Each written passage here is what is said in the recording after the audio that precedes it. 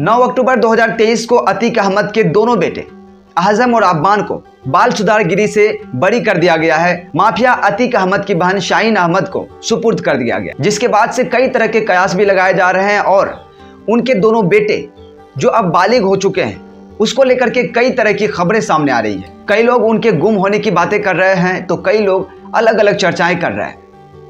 लेकिन उससे पहले मैं आपको याद दिलाना चाहूंगा कि 15 अप्रैल 2023 ये वो दिन था जब हमारे देश में एक इतिहास लिखा गया। 13 अप्रैल के दिन शाम के समय अस्पताल चेकअप के लिए ले जाते समय अतीक अहमद और उनके भाई अशरफ अहमद दोनों को शूट कर दिया गया था 3 हमलावरों के द्वारा।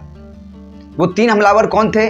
लवलेश तिवारी, सनी और अरुण मौर्य। इन तीनों ने पुलिस कस्टडी में अतीक और उनके भाई अशरफ की हत्या कर दी थी। लगातार ताबड़तोड़ गोली मारकर उनकी हत्या कर दी थी।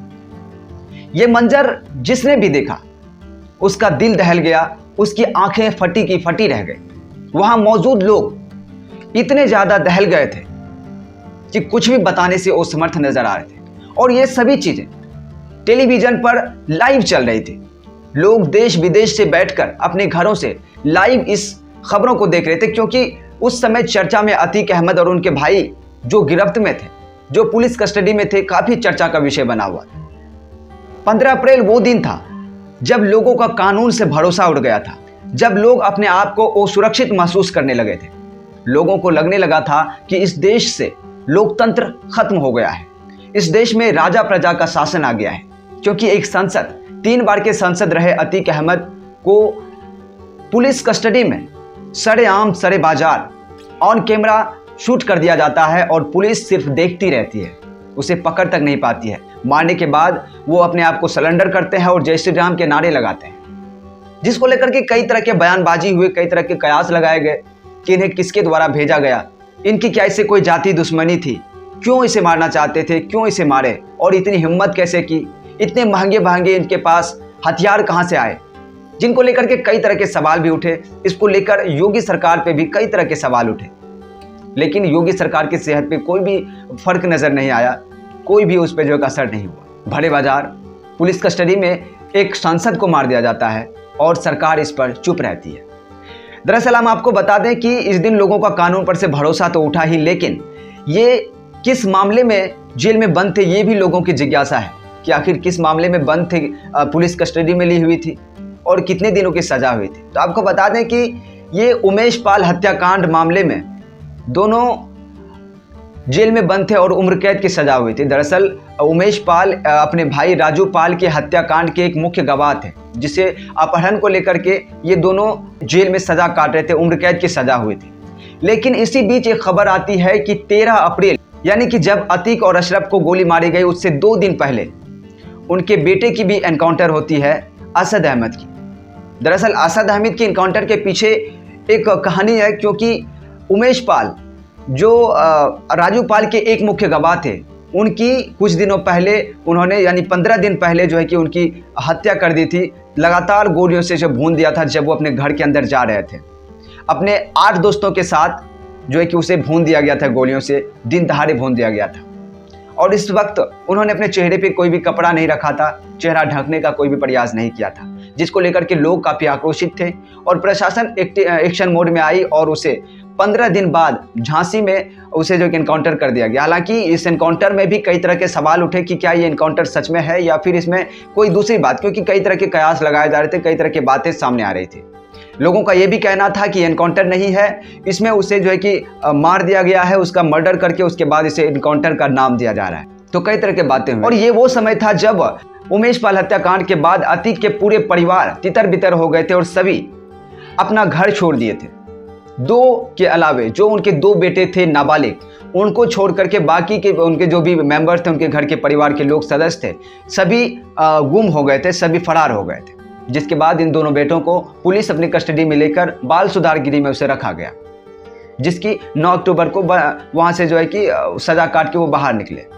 उसके बारे में बाद में बात करेंगे। लेकिन उमेश पाल के हत्याकांड के बाद अतीक अहमद के बेटे असद अहमद का जब इनकाउंटर हुआ, उसके बाद से लोगों को ये कयास लगाने लगे लोग, और प्रशासन इस पे नज़र रख रही थी कि क्या अपने बेटे के जनाजे में उनकी माँ शामिल होती, क्योंकि उनकी माँ भी फरार चल रही थी।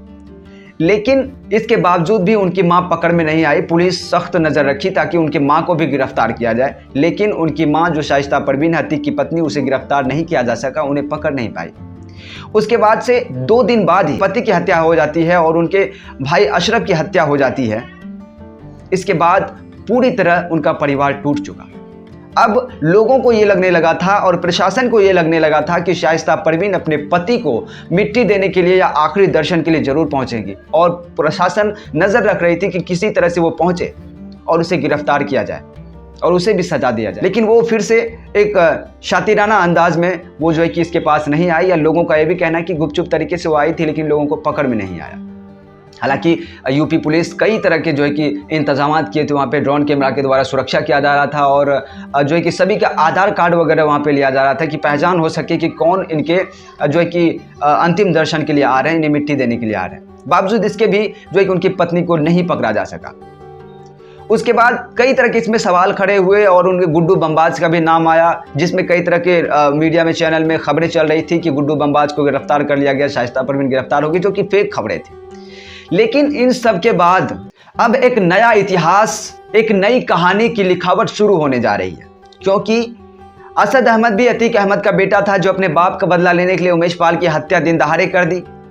उसी का बेटा है अहज़म और अब्बान, जो अब बाल सुधारगिरी से 18 साल पूरा हो जाने के बाद जब बालिग हो गए वो, उसे वहां से छोड़ दिया गया है, जिसके बाद वो अपनी दीदी के पास हैं अभी। लेकिन इसमें एक कहानी है कि जब उनके बेटे को वहां से रिहाई हुई, इसको लेकर के कोर्ट में शाहीन अहमद, जो अतीक अहमद की बहन है, वो याचिका लगाई हुई थी कि उनके बेटे अहज़म और अब्बान को वो अपने जो है कि पास रखना चाहती थी, जिसके बाद से कोर्ट ने उसे जो है कि दे दिया गया, उसकी दीदी के पास उसे दे दिया गया, उसको सुपुर्द कर दिया गया, और अभी वो अपनी दीदी के साथ रहे। लेकिन जब वो वहाँ से बरी किए गए तो इसमें एक नया ट्विस्ट आया कि जिस मकान में, मध्य प्रदेश के जिस मकान में उनकी दीदी रहती थी अपने पति के साथ, अपने घर वालों के साथ, उस मकान के मालिक ने लिखित में आवेदन दे दिया कि हम अतीक के बेटे को इस घर में नहीं रख सकते। जिसके बाद उसकी बहन अशरफ के ससुराल के किसी गांव में, कसरा मसरा में जो है कि किसी गांव में, वो अपने रिश्तेदार के पास उनके बेटे को रखा है, और जहां से उनकी जो है कि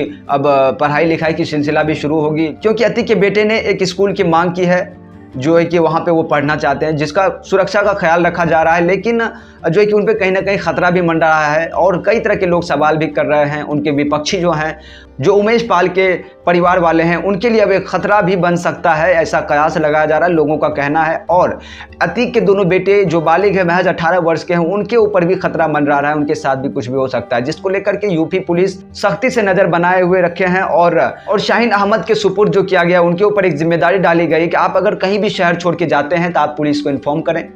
आप अगर अपना सिम कार्ड बदलते हैं, मोबाइल नंबर बदलते हैं, तो हमें संपर्क करें। बाल सुधारगिरी में जो हैं उनके अधिकारी, उनसे आप बातचीत करें।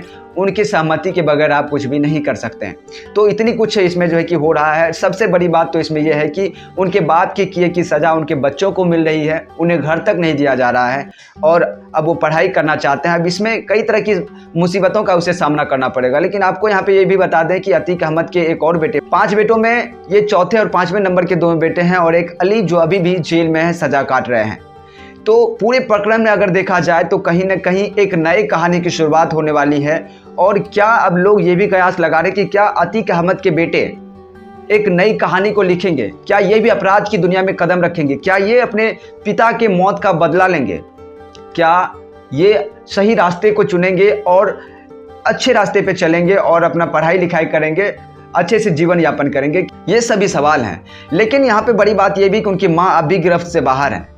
तो ऐसे में कयास लगाया जा रहा है कि कहीं ना कहीं कुछ बड़ा होने वाला है, और जो उनके पति को इनके पिता की हत्या किया है उनके ऊपर गाज गिरने वाला है, ऐसा भी कयास लगाया जा रहा है। लेकिन अब जो है कि देखने वाली होगी कि यूपी सरकार पूरे एक्शन मोड में है और इन पे सख्ती से नज़र बनाए हुए रख रहे हैं। लेकिन अब देखना होगा कि आगे क्या कुछ होता है।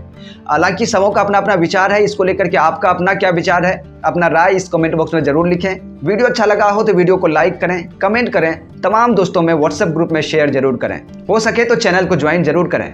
मिलते हैं अगले वीडियो में, तब तक के लिए जय हिंद।